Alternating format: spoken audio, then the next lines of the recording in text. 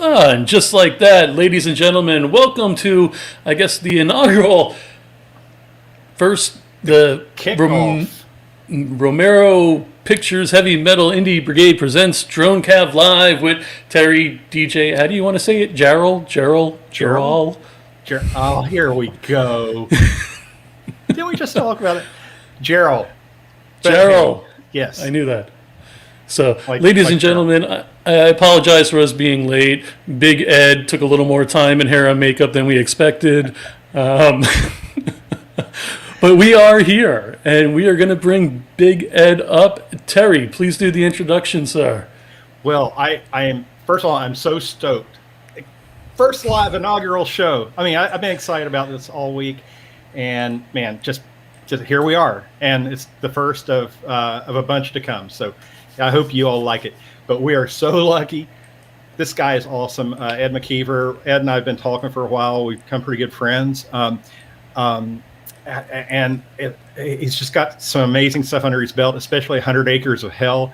If you haven't seen it, you got to watch it. We're going to send out a link to it. I'm going to talk to Ed about that.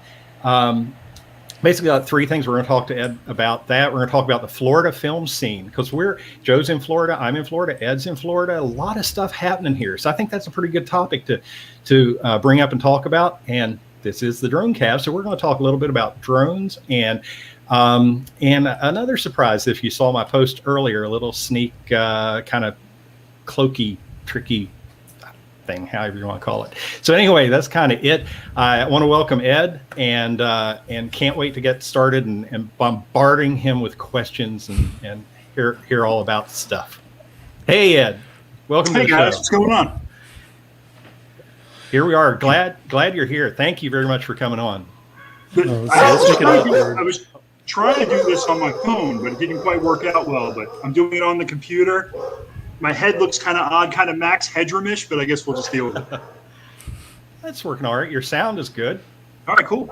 Yeah. So representing, by the way, too. Nice. Yes. And Joe's got the classic on. I'm totally marking out right now. Yes, I like yours is the limited edition that doesn't go online very often.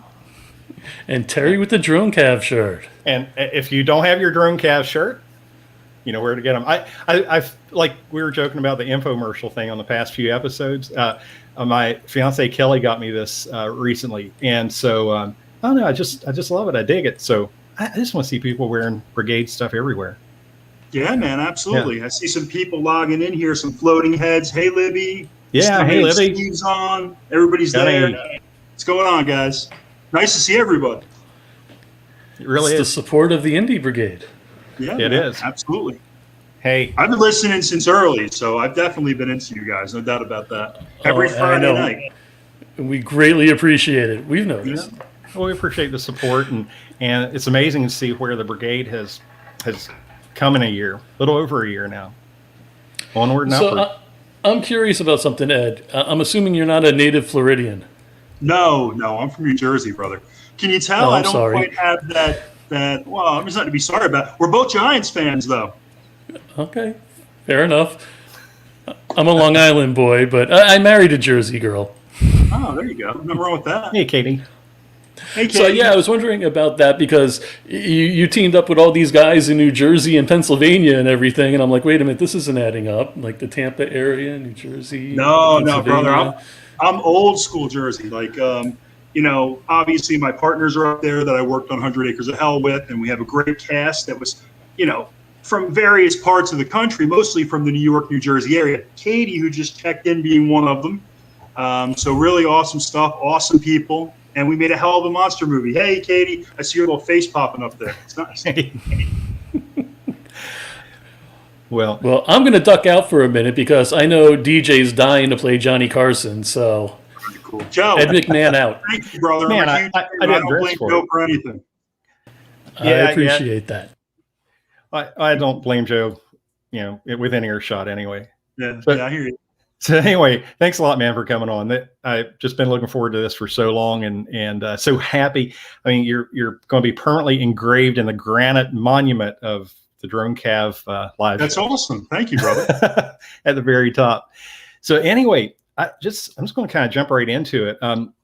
I was kind of thinking of some things to talk about, and I know we kind of revolved the show around technology and that kind of thing, and it's growing and branching out some this year, but it all comes back to the tools that indies can use that they might not be aware of that they have in their hands. And so some things I want to ask you about that, or talk to you about that as we move along, like any tech that you found useful, or tips and tricks and stuff like that. And I mentioned earlier the Florida film scene, like what's happening down here. And I think we've got a lot of mutual acquaintances and stuff in that area. So it'd be interesting to explore. But first of all, I'm just going to kind of kick it right back. I mean, 100 Acres. I mean, what a movie. And you guys did a great job with that. And we filmed it cheap, and we made it fun. It had some great people involved. We had WWE superstars. We had Gene Snitsky. We had, look, there's pictures up. That's awesome. And we had Samu Enowahi of the Samoan Dynasty. And we had his brother Afa Jr. And we had Lance Enowahi. We had all these great people. Look, we got some more pictures of us here. Yeah. Snitsky, my son, because I'm totally into the nepotism. He's totally into film also. My partner, Jason, that good-looking fellow that's kind of center right. That's my buddy Ryan, or as we call him, Grip Master. And yeah, man, just a great bunch of people, and we were able to make some really awesome things happen together. Well, I think to me, I've seen the movie at least a few times now. I just really love. It's a privilege to be even talking to you personally about it, because when I first saw the film, it was like, man, I just dig it so much, because it had, to me, movies have to kind of have that feel. Who's the monster in that picture? I don't know.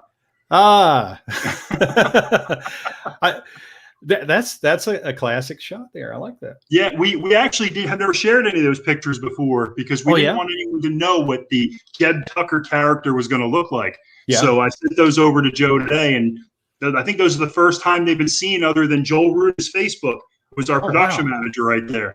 Yeah, who's getting choked to death by Samu Enowahi. That's a great shot. I mean, it's a fun shot. But kind of getting back to the film, that came through in the movie. The story came through and all just beautifully. But I could tell you guys were having fun, and that's got to be a big component of it. I mean, it's if it turns into too much work, I think that starts leaching out the spirit or the soul of it. And you guys just really seem to everybody involved on camera, but you just kind of get that feel for the behind the camera too. It just looked like it was a fun project to be on. Yeah. Well, it was really, and I thank Katie. She just mentioned I wore a few hats on the film. That.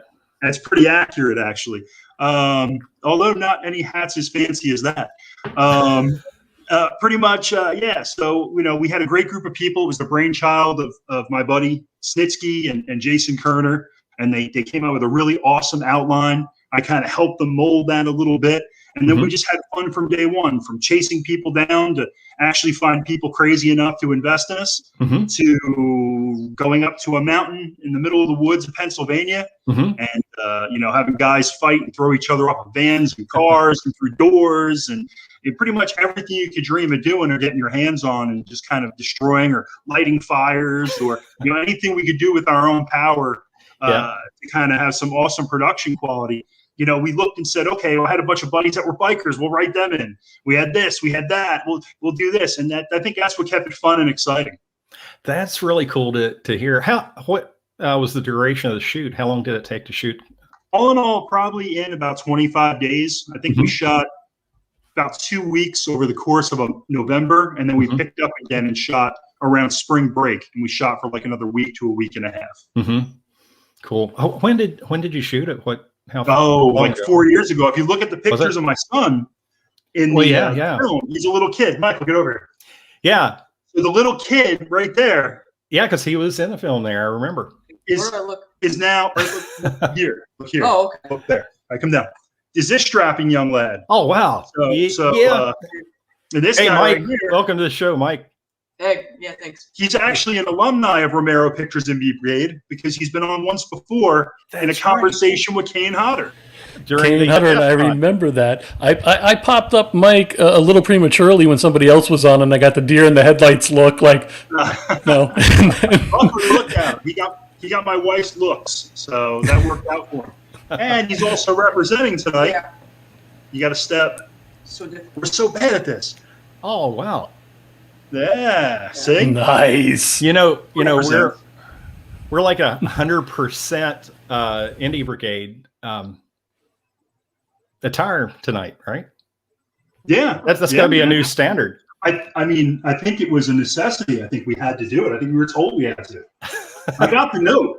You got the note. Good. I got the note. Yeah. Yeah. We're trying to get that out first thing early enough. But so Mike, it looks like you're moving right along with a project of your own too. Yeah. Very anxious for this. So so that's so cool. So what is your part in this? You wrote it? You're kind of like the genesis of it, or? I came up with the idea. My dad really wrote it. And he outlined it, and he came up with an idea. He pretty much said to me, he's like, Dad, we should make a movie that's like The Boy Who Cried Wolf, but like add in like computers and digital, and the kid's a podcaster. And from there, this is what we came up with. The Beast Comes at Midnight. That's a really cool approach. I kind of like, it seems like it's got that foot in both camps, a little tech, a little old school, kind of pulling it all together. And it sounds like it's going to have sort of a neat atmosphere to it too. Yeah. I mean, it's really, he came up with a cool concept, and I kind of helped him, move it along and stroke it, much like I did with the guys while we were doing 100 Acres of Hell. And he had some really cool ideas. We've had some awesome people reaching out to us wanting to be involved. So we're going to be announcing some really cool names over the next few weeks. Nice. So I encourage anybody to go on and check out our social media. That gentleman right there you see in the picture is international film star and Bronson lookalike Robert Bronzey. He's going to be in the project. He plays, and it's pretty cool. His character, he's a sage old tarot card reader. He's like one of these circus like guys, right? Nice. And you find out that after World War II, he was a monster hunter, and he was like all throughout Europe chasing down monsters and everything else. And now he's hiding pretty much in the United States as a guy working at a circus. So like everybody's got their own cool backstory. And see, we live about 5 miles away from a pretty famous carnival town called Gibtown. It's like right down the road here. And that's pretty much, Michael loves the museum they had over there. Yeah. And they had all this cool stuff. And he's like, we need to find a way to incorporate this lore of what's going on in this little town into our story. So pretty much, there's a werewolf run amok. Nobody believes the kid who's a podcaster because he's a conspiracy theory podcaster. So they already think he's into like aliens and witches and this and that. So when he discovers that there's a werewolf in town, nobody believes him. And some of the other awesome people we have involved, we have a great young actress, model, singer by the name of Kylissa Katalinich.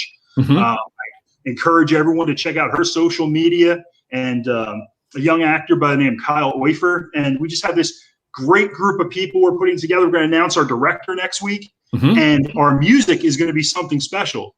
We haven't announced it yet, and I can't announce it right now. I still got to get the letter of intent. But it's a genre-known person, a really great person. I talked with him, and we're having great conversations. He's going to bring a lot to the project. I'll be announcing that pretty soon. But he's definitely done 5 or 6 movies that everyone that watches the show has heard of. Wow.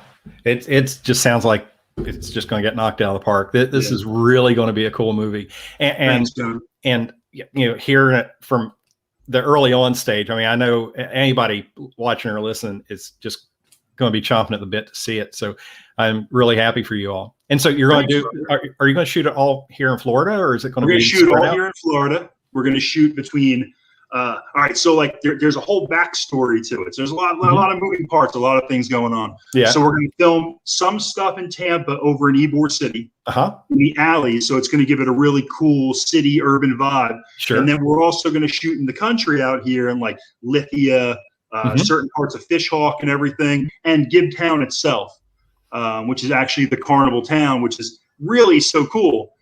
Because I mean, that's the place where like the bearded lady lived, and the 7-foot-tall giant, and all these amazing people throughout time. So, and they're right here, like it's a natural resource that's so close to us. So we're really excited by that. That's a perfect setting, and that whole genre, it just carries that kind of creepiness to it inherently, I think. And old circuses, old carnivals, things like that. And so I don't know, I just love that whole feel. and the artwork. Hey, Steve. I was just going to bring up Steve. Yep. Steve's artwork is killing it. Steve and I are on the phone every day, every night, going back and forth. Do I say that right? Luciana. Thank you, Luciana. That's great. So awesome that everybody's getting in touch with us. You know, and his artwork's spot on. It's so cool. It's fresh. It really gives you the feeling of everything that's going on. He's got the smoke and the billowing smoke. We got our werewolf here. Matter of fact, we haven't even released that picture yet, which is awesome. Glad I love that picture. Steve's doing a great job, and he even applied effect to that too, where it's got like a comic type quality to it with the little dots. I don't know what you call it. I'm not a comic guy, but just he's knocking it out of the park, you know, and we're loving it. Well, everything. I mean, the art, the colors, the fonts, everything just really. I keep using that word feel. It just looks so complete, and the art, and from what we've seen and what you just told us too, I mean, it just points in the right direction. So thank you. I'm excited for you guys. And I need to get over. Shout out. I saw Lance just came up on the screen. Lance is an awesome guy. I like watching his show as well. Him and his lovely wife, and just a hell of a great family you got here on Romero Pictures. I'm glad to be involved just as a supporter and a member of being a weekly watcher. You're able to chime in and talk with all these different horror personalities and people from film. And I got to tell you, man, I just love it. It's great stuff.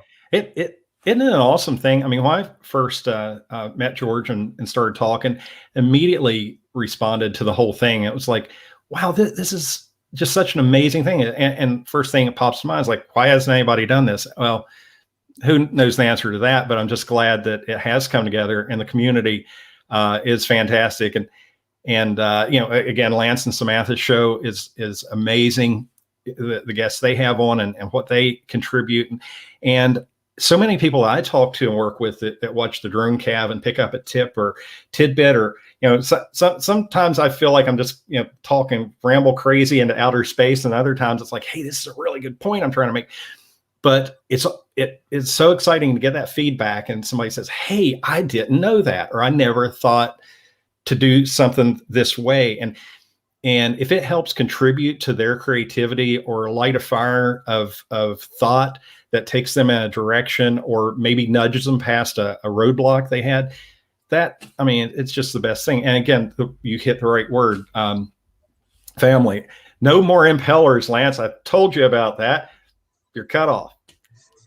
No, and that's great. I mean, I love, you know, you can't do indie film if people aren't collaborative and people don't work together. And I really wish that's something that independent filmmakers would really kind of realize. I think everybody's in this race to be the next Steven Spielberg, and that's exactly what the studios want. That's what these huge companies want. If they can keep everybody reaching for the skies, and your indie community doesn't stick together, you know, it makes it harder for everyone. What you're better off to do is, as each person goes up the rung on the ladder, kind of reach down and help the people that helped you, and keep promoting each other. You know, but not expecting anything in return for it. People should just be out there to promote one another, because we're all in the same boat. We're all trying to get our hands on the same cash to make the films. We're all trying to go out and get the same talent. We're trying to go out there and get the same thing. So I think when you have a platform like the Indie Brigade, you have all these voices that are able to come together, which I think can give everybody a distinct ability to get everything done that they want to get done. Right, because so many people bring different perspectives, different views. Thanks, man. Thanks, lot of, hey, Gunny. You know, a lot of different, you know, trains of thought or different experience. I mean, we all come from a different place. And, you know, as far as I'll use myself, like doing artwork like Steve, no way, not on a bet, not with a gun to my head could I even, you know, get past the stick figure.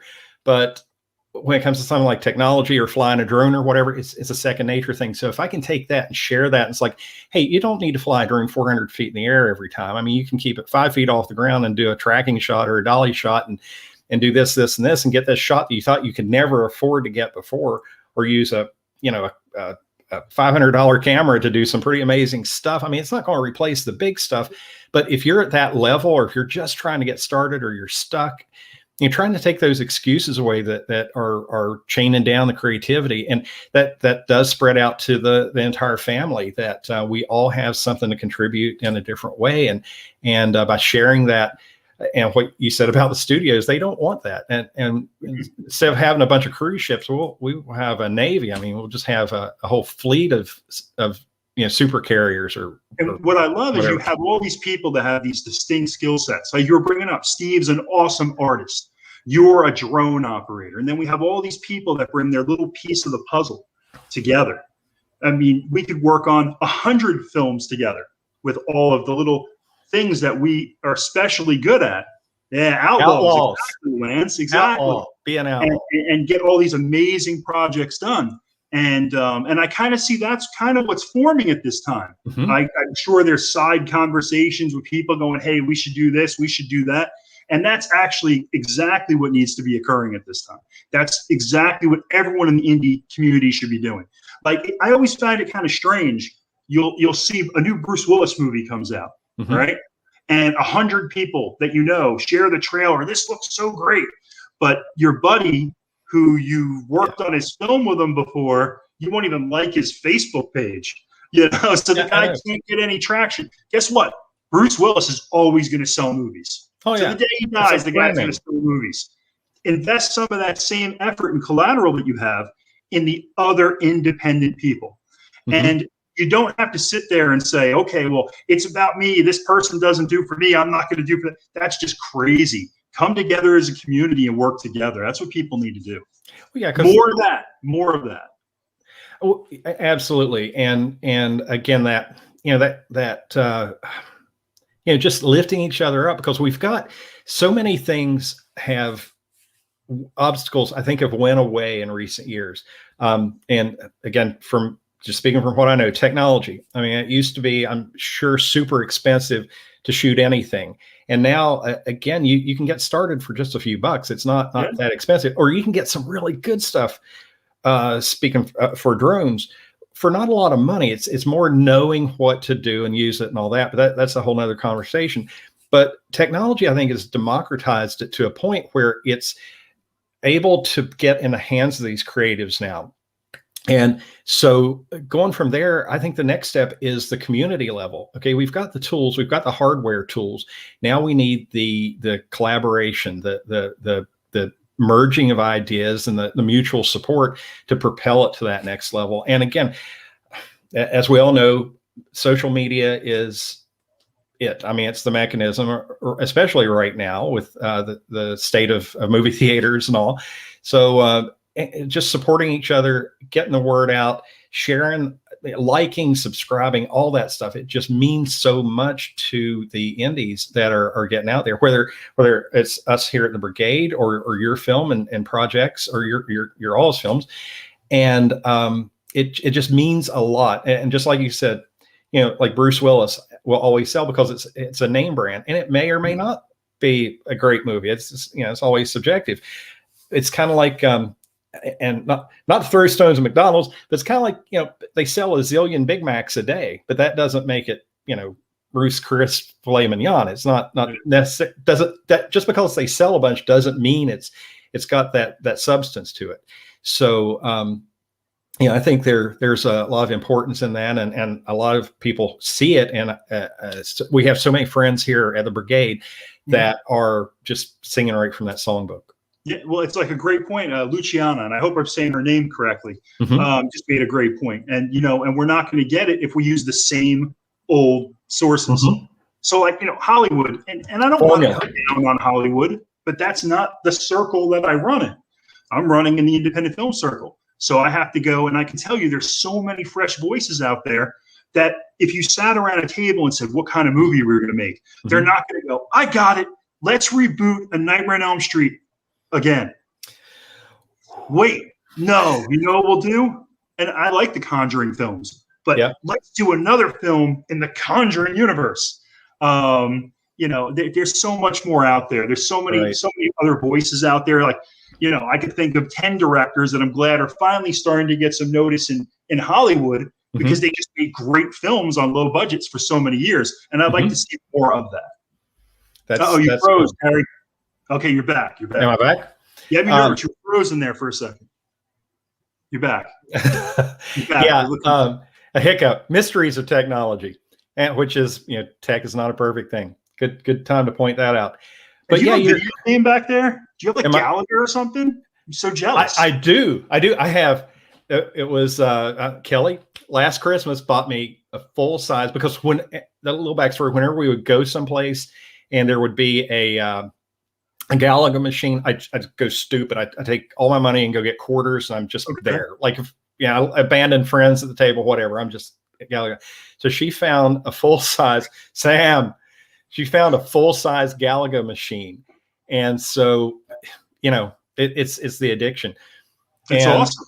Well, until my birthday last summer, and then she got me an Xbox. So I've been Call of Duty, because, and if nobody is aware, we've got a Call of Duty regiment here at the Brigade. And so if you play Call of Duty, or you'd like to learn, because hey, I'd never touched it. It's another addiction. So it's so fun if I get stuff. this right, I've heard George talk about this a lot on the Indie Brigade on Friday nights. Mm-hmm. You guys all get together and play till like the wee hours of dawn, and it's like you and George and Richard Grieco playing video games together. Yeah, and Sean Smithson will join us. And that's right. Yeah, Sean. I think I sent him a message, because I think I was going to try to. My son also plays that game, but he's not here to play the game at 3 a.m. like you guys are maniacs. Well, we will get started. Like wrestling tournaments and stuff. Well, we'll get started like, I don't know, 11, 12 o'clock at night, and it's like, my eyes are just like bleeding. It's like, I've got to lay down. You want to play one more? Okay, let's do one more. Let's knock one more and call it good.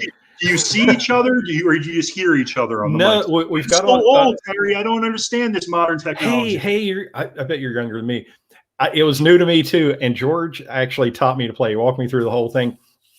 Man, if there's one thing I can say about George, he's got the Mount Everest of patience. Because I was like, well, what's this? Well, what's this? Well, what's this? Well, what's that do? Well, what if I do this? Well, what's this?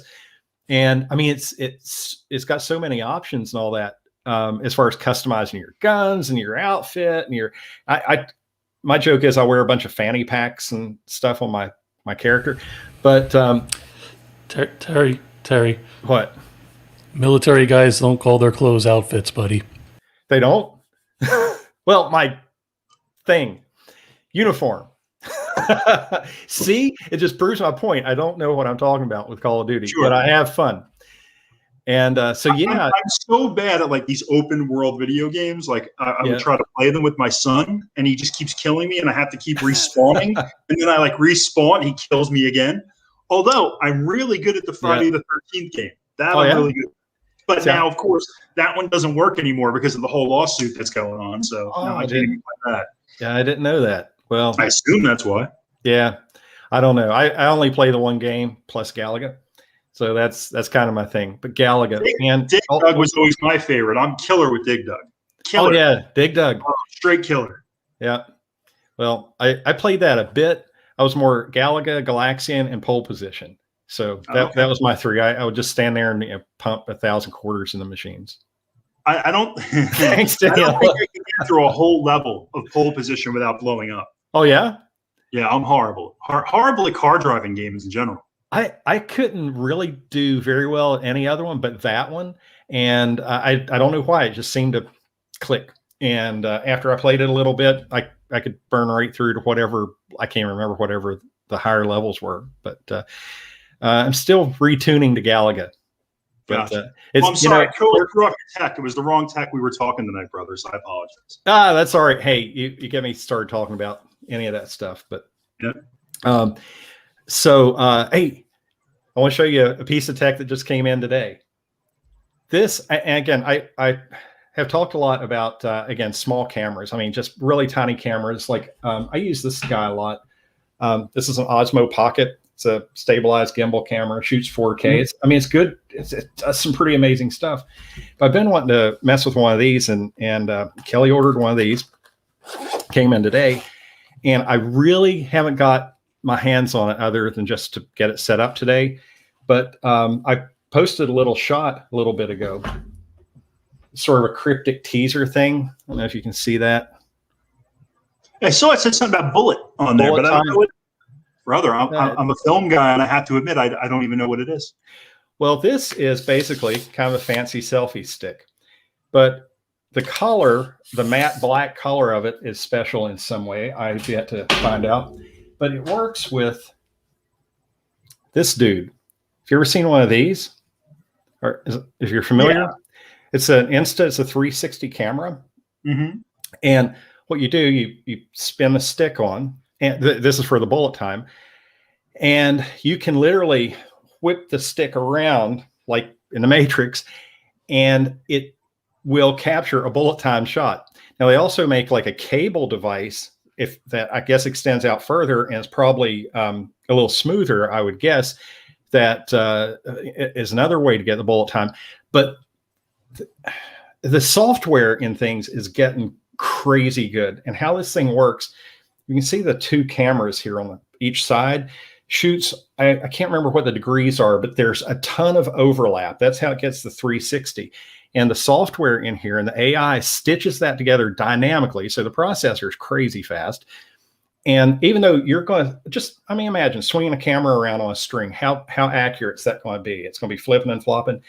It can take those images, orient it to the horizon, and keep it flat and stable. So you can get a nice smooth arc, or you can get sort of an elliptical arc, or whatever you choose to get after you get the shot. As far as stabilization, you don't need a gimbal. It's all done in software, and it's a 360, so it doesn't crop. Like, I don't know if you're familiar with how software stabilization, like in Final Cut or something, works. It crops the image in a bit, so you lose some res. Doesn't do that on here.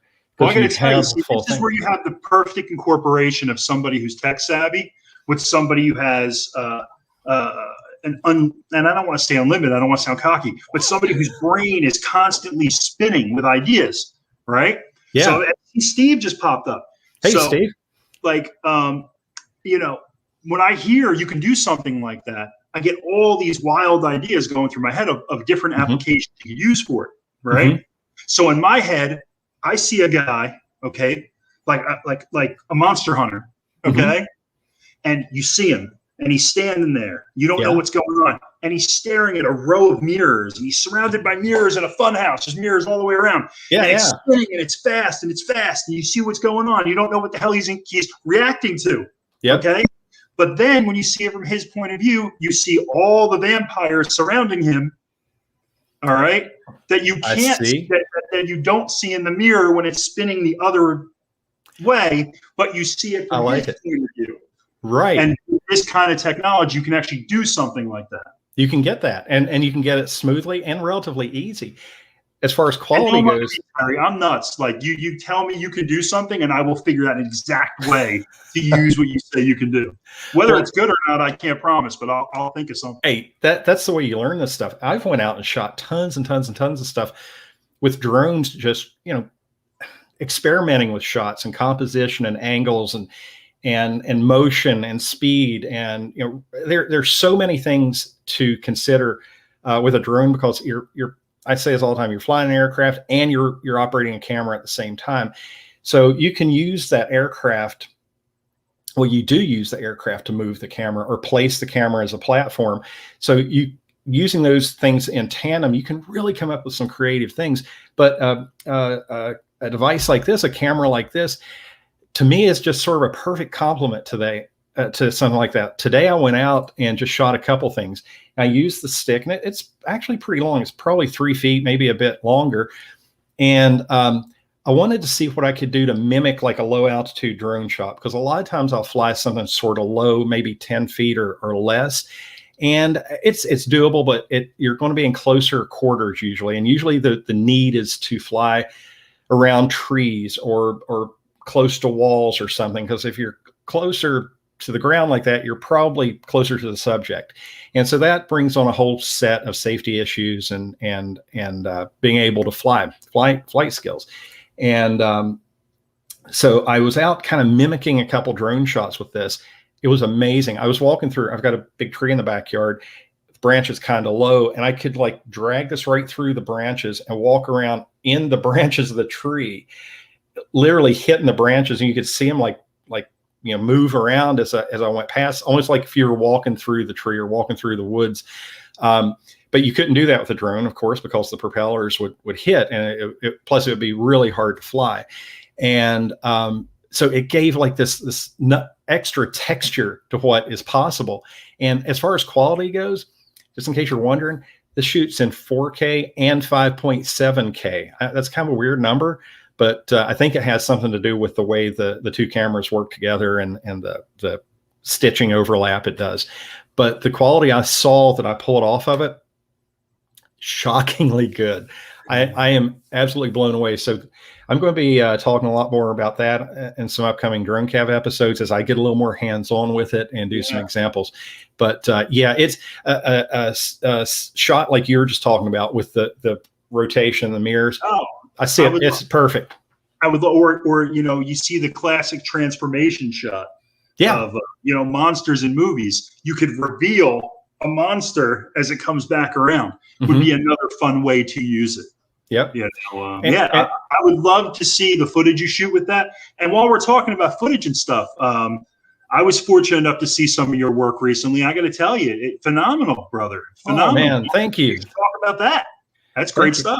I appreciate that. The helicopter boat chase scene. It's unbelievable. That was a cool shot I did for a guy here in the Orlando area, a guy named Dale Metz. He's a producer, director, writer, jack of all trades, does it all. And I've worked with Dale on a few projects, some music videos for musicians and such. And Dale did that for the OIF, the Orlando Independent Filmmakers Group. And they have challenges you're probably aware of. I don't know if do you know those guys? You probably do. I don't know them. I know a few of the guys here in Tampa, but I really know. Well, my son did a couple films with a guy in Orlando. Oh, okay. And why am I blanking out on his name right now? I'm sorry. Well, they actually OIF has now just in January when we had this screening, they announced that they have expanded out into Tampa. They have a Tampa branch in Jacksonville, and I don't know if they have a South Florida one, but they're growing in those areas. And they'll do these challenges for like 10 or 12-minute shorts and do sort of a festival. And it gets, it's good on so many levels. It builds experience. It makes connections. It builds the community, the filmmaking community. It just, if nothing else, it gives you some practice, but it gets some exposure. And that's always fun. Well, last year, of course, everything was shut down, but they did do this screening in January, mid-January at Disney Springs at the AMC Theater. And it was so cool to see these movies on the big screen. I think it was the biggest screen they have in there. Okay. And so that was kind of a feature thing. It's like 52 feet, 54 feet. It's just a giant screen. And it was so cool to see everybody win in their categories. We got Best Picture. It's awesome. Because of me. Awesome. No, it wasn't because of me, but we had some really good people work on that. But the thing was, I shot this scene. I shot several scenes actually. In the opening, there were some, but they were like computer screen graphic stuff, so it didn't really jump out. But I shot a scene where a Black Hawk helicopter is chasing a person on a center console boat. We went out and shot that on the McKeever River up near DeBerry. And of course, we didn't have a Black Hawk helicopter. We were kind of stuck. We asked around, but I imagine I don't think that was stock footage. Somebody actually rotoscoped that in, correct? I think so. Yeah, Dale did all that. It looked amazing. Whoever did it, Dale did all that. He's a really talented guy. Yeah, and he shot the actors. Of course, were green screened, and he placed them in the helicopter. The bullets hitting the water and splashing and all that. And hey, thanks, Gunny. I agree. I agree with John. That was an awesome shot. And the way they brought all the elements together. And you know what? The fight scenes were pretty good too. And the young girl that was the actress in it, she was very impressive as well. Rachel, she is getting a lot of work. And see, this is, again, the community thing. I mean, she's working really hard and she's doing really well. But she's kind of taking those stair steps. She's making the connections. She's getting out there. The lady that played the bad person. Janice Fisher, she got Best Supporting Actress for the film also, and she's in a lot of local projects. I worked with her about a year ago on another project called The Huntress, and she was the meanie in that one too. Nice. But she's a really, really super cool person. I love Janice, and she's great. But I shot that. What's great about these things too, Terry, is like we were talking about earlier. You're bringing all these people together to have their specialties, Right? And they're coming together. You have people that know about fight choreography, people that can rotoscope helicopters, people that can do these incredible drone shots. And when you bring those things together, the only thing that's lacking in that community is they don't have Jerry Bruckheimer's $32 million for the film. Can you imagine? If you take that and you give it to the same capable and talented humans that put together these films for, I don't know the budget of that, nor would I ask, but obviously it's not a lot of money, but through sweat equity and ability, you can make something that rivals that. That's the other thing people don't want. They don't want people coming together to really achieve these great things. Right. And it goes back to like something you said earlier that brings up the subject of formula and formula films and reboot. I mean, it's the same. I'm not going to throw stones, but I've got a bunch of examples come to mind. It's like, you go, it's, the first act, second act, third act, it's all the same. It's predictable. It's formulaic, yet it makes a ton of money. And then you get indies that come up with a really, really cool creative story, 100 Acres. And there's surprise. And I've watched so many of the people in our community and their films, and it's like, why isn't this huge? I mean, why aren't there like lines of people and 100 million downloads or streams or something? I mean, it's like, it's got so much substance, and it's I mean, you can always compare it to like music. I mean, you've got the kind of fast food popular names out there, and then you go to a hole in the wall bar somewhere, on the river to have a couple of beers and wings on Sunday, and there's this live band that's just killing it. It's just amazingly talented. Agreed. And why? But again, in the world we have now, I think we have such an advantage right now. With I'm not saying the state of affairs is a good thing or anything, but it's made opportunities appear that I don't think were there before, or maybe more emphasized, like with streaming and VOD and those things. It's probably more being used more now than it ever has. And I think that's sort of like one of the last links in the chain for indies. Of course, it's the distribution and getting eyes on the final product. Well, and I think that's one of the most helpful things about the Indie Brigade in a whole. Mm-hmm. If you were to watch the show every Friday night, and your show and Wagner Wiles and the other shows that are available on this whole network, we'll call it, you can take these little pieces. Like, it's so informational, especially, my film and, our film, 100 Acres of Hell, is out there, and, it's on VOD and everything else. But if I had to do it all over again, I would do it differently from a distribution thing. And you learn it. See, the thing is, in the industry, what I've noticed, you have a lot of people that know everything that's going on at a certain level, and you have to make every mistake along the way before you start to realize everything that they could have just told you from the beginning. Right. And I don't know how we digress to that, but it kind of fit upon what you were saying, and how you were saying the information coming out and the different things you can do about distribution and such. Right. That's the hardest part of the whole business. Truthfully, with the right assets, anybody can make a movie, but to make a movie profitable is a whole nother story. Well, there's that dichotomy. There's art, and then there's business, and how do you make those meet and work together? Because ultimately, it does need to be profitable, and that's the ultimate goal. But how do you do that without sacrificing the creativity and the art aspect of it? And I think that's an important thing to find the balance for. And again, it's, the cookie cutter formula movies, again, they'll make a bunch of money. You put a known name or two or whatever, and is that where the draw actually is? Yes, very true. But again, the indies, you see just, again, so much creativity, so many surprises. And I think that's what I know, especially me, when I watch something, I want to be surprised. I don't want to have ever seen that ending or something. Indie filmmakers are kind of fearless. You look at the ending of an indie film, studios would never go for that. They would sit there and say, no, it has to have the happy ending with the maybe 2-second jump scare at the end that everybody can just kind of forget about for the sequel. Right. And that's the formula they use for all these films, whether it be a Scream or an I Know What You Did Last Summer or even a Friday the 13th reboot or whatever it may be. And indie filmmakers are fearless. They'll take their main character and kill them off. Yeah. Not in a bad way like The Walking Dead did, but Yeah, you're right. And again, I love to just see just something like that.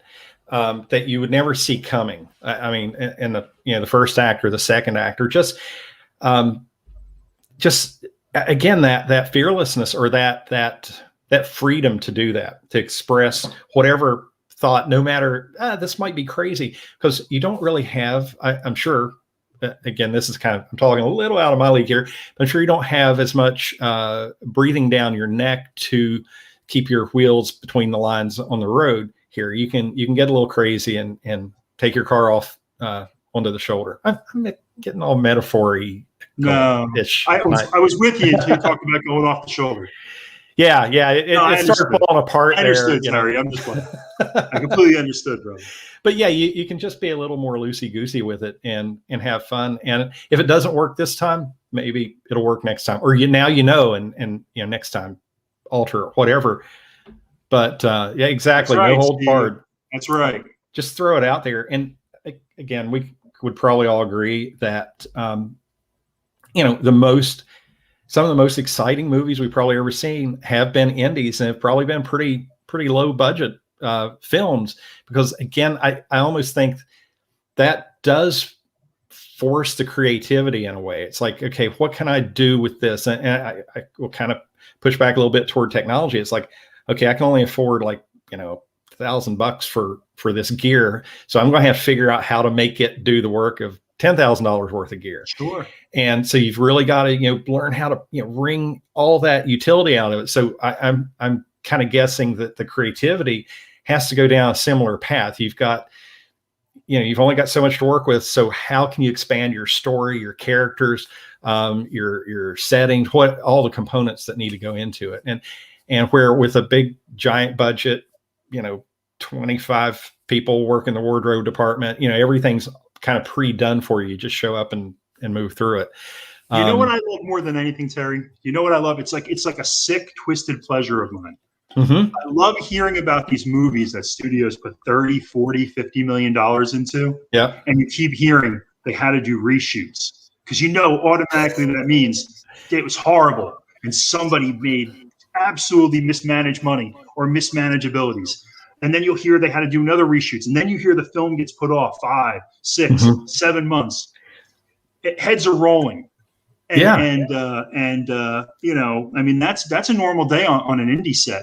These things happen because sometimes you have actors that are working for free or for very little money, or they might get a better job and they'll just walk on you. I'm not saying this is the right professional thing to do, but you have to be able to adapt in our sphere of what it is we do.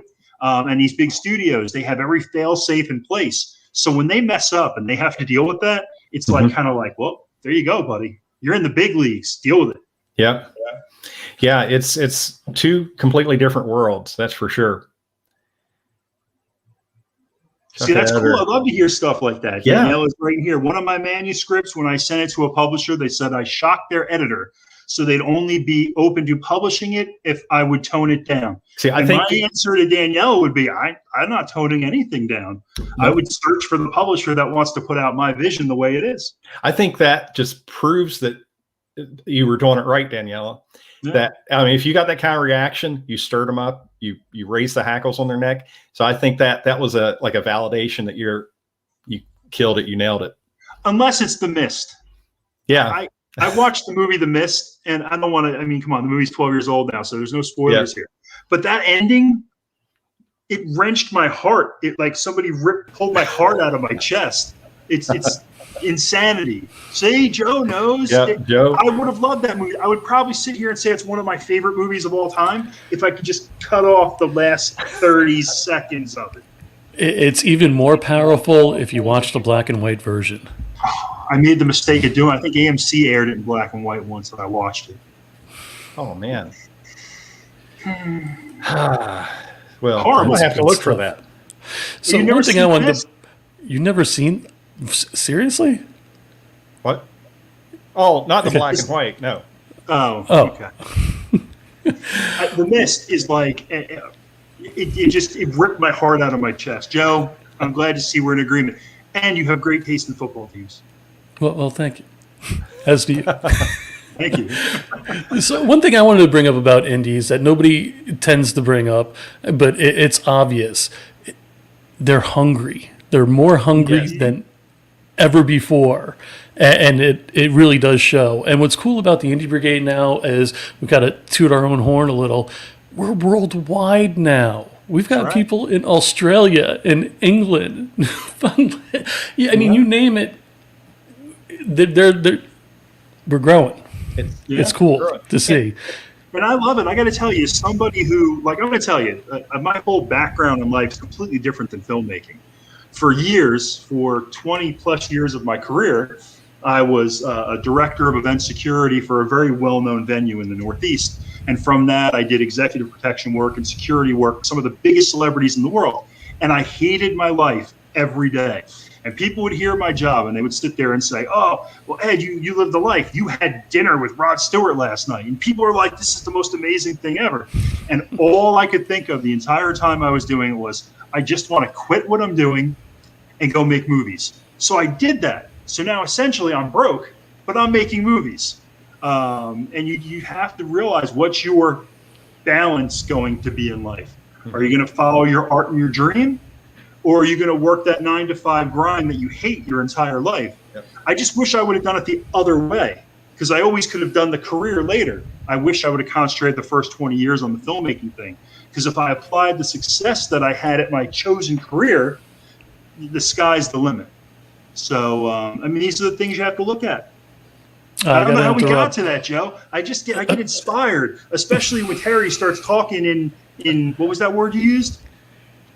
The word I used, metaphorism. Metaphorical. See, I'm not smart enough. Metaphorical isms. Metaphoricalisms. That sounds dirty. So just so you guys know, Daniela did respond to your comments, and she said she self-published. Excellent. There you go. There you go. That's the way to do it. Yeah. I like that. Good for you, Daniela. That's great.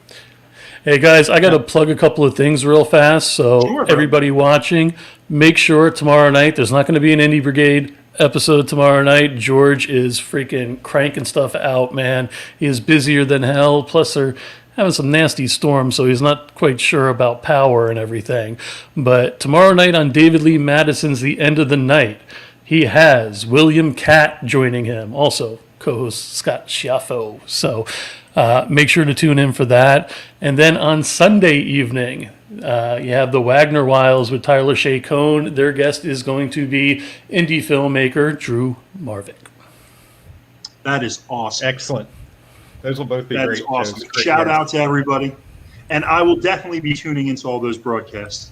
I'm huge into, what's that called? The Greatest American Hero. Mm-hmm. And I think William Catt also made that movie with, I'm a huge fan of Jan Michael Vincent. I love all Jan Michael Vincent films. Yeah.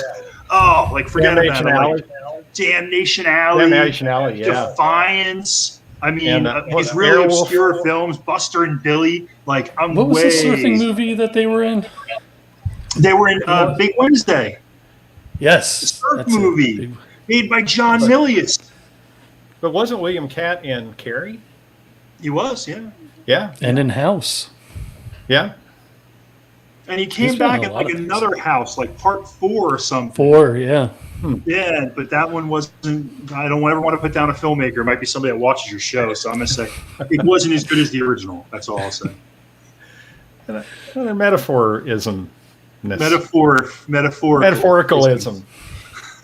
I'm going to patent that or trademark it or whatever you do with the word. Should. Why not? Tom Brady. I think. Am I allowed to say Tom Brady? White Line Fever. That's like the greatest trucker movie of all time. Oh, yeah, yeah. Great. White Line Fever was better than Convoy, and I'll fight anybody that says different. Well, we know your fighting experience, so nobody's going to take you up on that. Yeah. That's awesome. Oh, well. Maybe show tomorrow. You guys better be a show tomorrow. See? Look at this. Yeah. Unfortunately, awesome. there will not be. I can tell you that the following Friday we have somebody scheduled who is really cool. I'm not going to name drop yet, but he's going to have an online show that is going to be discussing filmmaking and the properties of films that are out there already. It's going to be interesting. And it sounds like the guys from... I don't have a guarantee yet, but did you guys see the episode with George and the guys from Monster Squad? There were some interruptions and everything. Yes. Well, we're planning on redoing that and actually talking film. So hopefully the following week we'll have them on. But yeah, we're getting things lined up. But I mean, George, like I said, is just cranking stuff out, and he has deadlines and. So, and nobody wants to see me just go on there going, "Hey guys, this is what we're going to talk." I'd watch it. I'd join you on Friday night. I'd message in, and you could get Richard Grieco on. Richard Grieco. Yeah. See? You know? And I can let my hair down. Richard Grieco. While we're fanboying for a second, it's a cruel world. Why does Richard Grieco get to look like Richard Grieco, and I get to look like this? I feel you, brother. I don't understand. It's like cruel, you know? Because think about it. Like, I guess I was like 14 or 15 when what was that movie called? It's the one where he's on the bus. They go to Europe. Looks Could Kill. Oh, yeah, right? The Ferrari. And I remember watching that on HBO. I was like this homely kid. And I remember saying to myself, if I looked like Richard Grieco, if I looked like that guy, right? Yeah. Well, I mean, I probably can't say it's like a PG show, but let's just say I'd have been knee deep in it, brother. All right, all throughout high school. It was was like a the most dangerous sexist, time. disgusting thing I've probably ever said. But anyway, let's just say, huge fan of Richard Grieco's, and I have a certain immense respect for him. So when he's on, I enjoy watching. He's definitely a cool cat, no doubt about it. Yeah, he absolutely is, and a ton of experience and wisdom. George has the two guys on from California, but they're like old Hollywood guys, and I don't mean old; they're older gentlemen. Yes, Michael Mandeville, Jimmy Starr, and Jimmy and Russell. I know, but the other two guys, that talk about they knew all these celebrities back in the day. Like Jimmy Starr and Michael Ron Douglas. I think it might be. Yeah, they're funny as hell. They are. Jimmy's been on a few times. Ron and Jimmy were on together once, and I couldn't keep my composure. That's when they were sitting on the couch, right?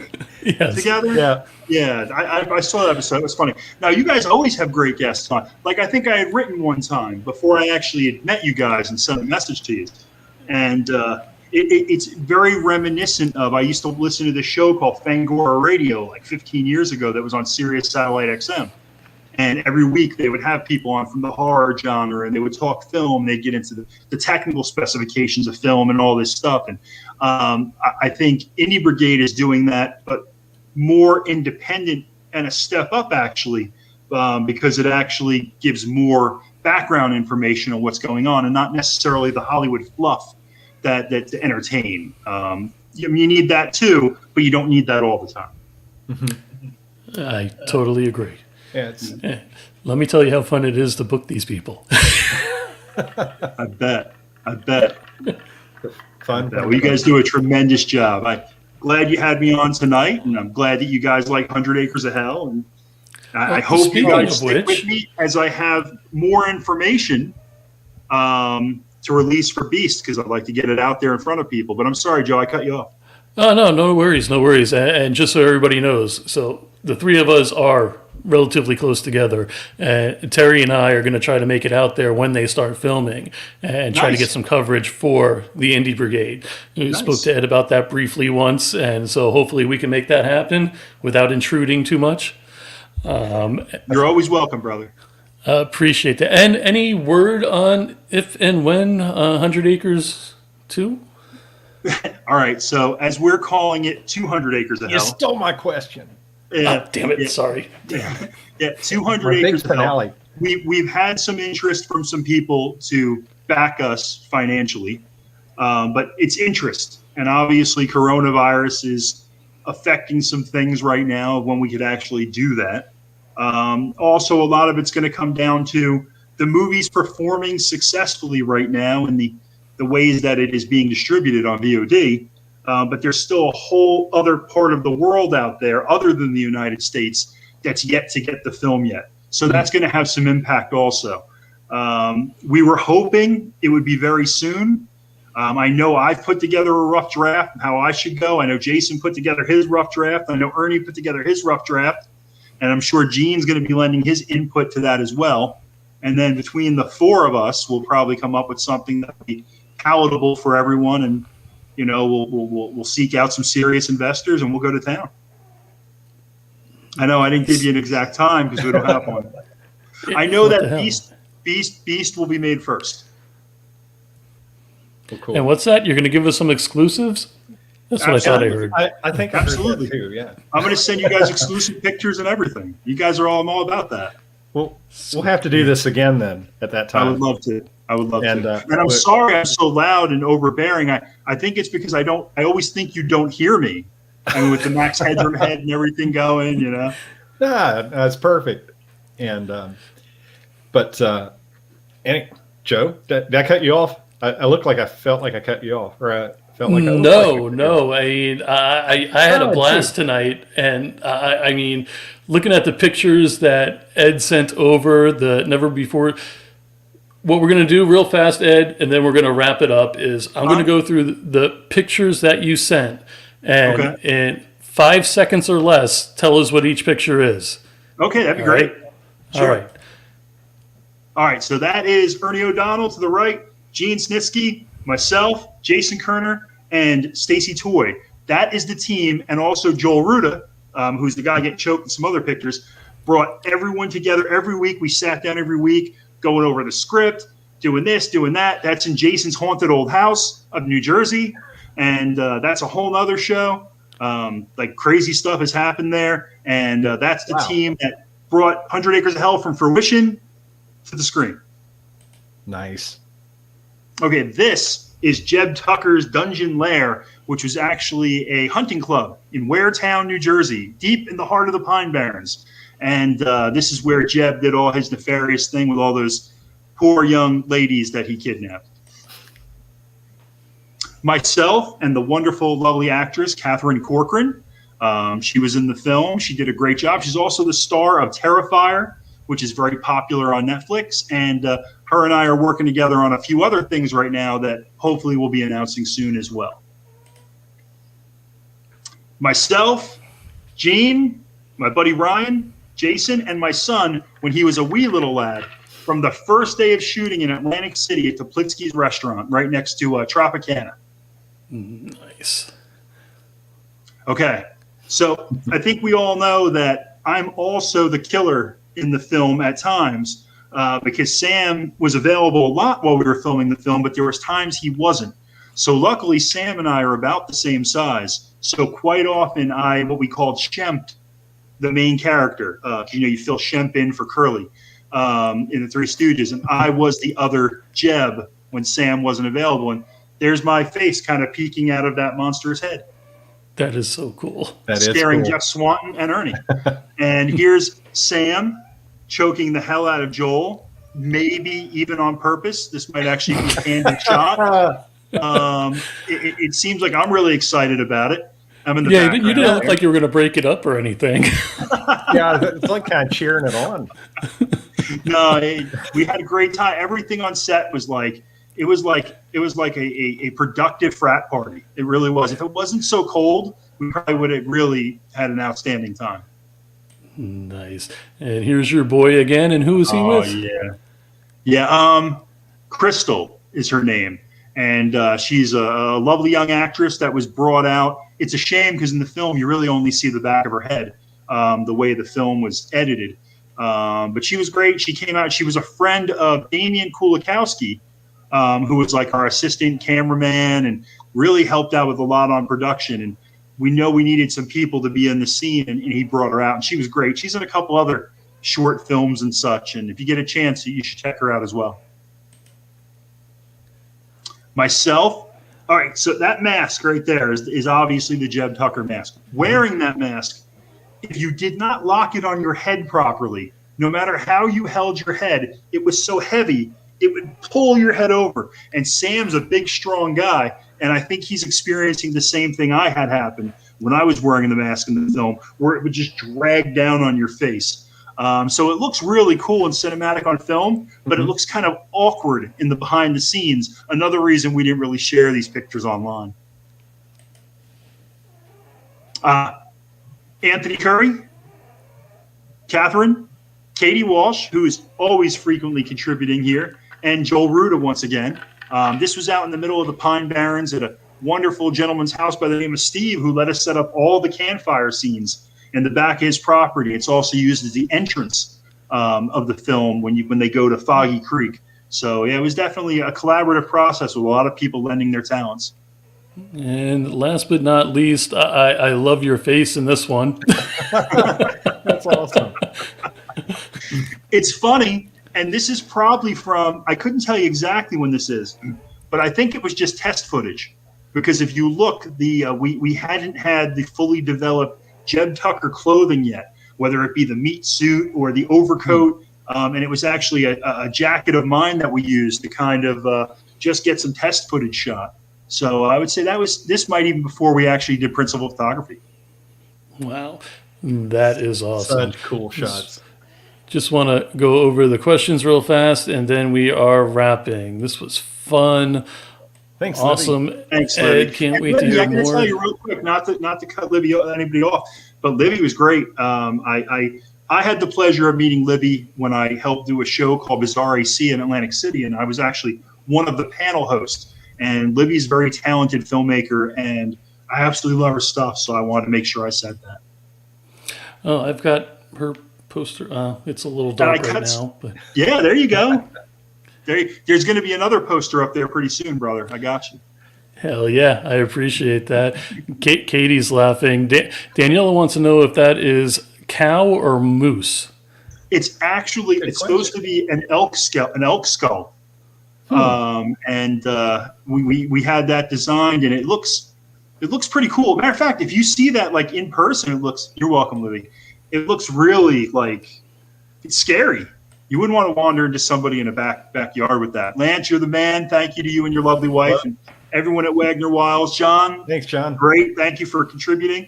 And somebody else had a question there earlier that I talked through. I'm so sorry. A young lady after Libby. After Libby. Done. I'm scrolling. There's a lot of comments. Let's see. After Libby. Yeah, I'm looking. I'm sorry, too. brother. I'm terrible about it. I forgot to do this. Thank you, Steve. Yeah. Thank you, Steve. And Steve created all these images. So this right here, next weekend in beautiful downtown Bartow, Florida, which is really a cool place, small, very quaint town. They do this thing called Sci-Fi Bartow. It's aliens and cosplay, people dressed. They have like lightsaber duels and Jedi and Star Trek, and not necessarily horror, but a lot of nostalgia. So we came up with the idea. We're going there. We have a table. We're going to be handing out little cards and posters and fun stuff like that. And we said, all right, well, there's going to be, because this gets like 30,000 people. I don't know if it'll be affected due to COVID. It may see less. But there's going to be a ton of people there. So we feel it's a great way to get the word out about The Beast Comes at Midnight and 100 Acres of Hell and other things that we're working on. And thank you, Steve. And thank you, Daniela. Thank you. It's a big L. That's true. But Sam's a big man. So we're going to be out there. And we came up with this idea. There's all these cosplayers. So we're going to have a contest. And the person that wins the contest, our favorite cosplayer that comes and meets us, we're going to offer them a role as a creature in the film.